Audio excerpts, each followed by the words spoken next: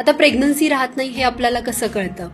ज्या वेळेला वर्षभर म्हणजे लग्न झाल्यानंतर आपण व्यवस्थित कॉन्टॅक्ट ठेवल्यानंतरही वर्षभरात आपल्याला बाळ नाही राहिलं तर याचा एक आपण अर्थ काढू शकतो की हो, प्रेग्नन्सी राहण्यासाठी काहीतरी प्रॉब्लेम आहे. मग अशा वेळेला ज्या वेळेला वर्षभर प्रेग्नन्सी राहत नाही ना, मग लगेच डॉक्टरांकडे जाणं गरजेचं आहे.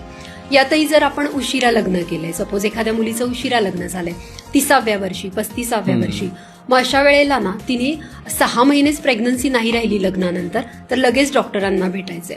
कारण जसं वय वाढतं ना तसं मग फिमेल सेक्स हॉर्मोन्स जे आहेत, प्रोजेस्ट्रॉन आणि इस्ट्रोजेन, याची पातळी कमी होत जाते, अंड्याची गुणवत्ता कमी होत जाते, अंड निर्माण जे होतं त्याची फ्रिक्वेन्सी कमी होते.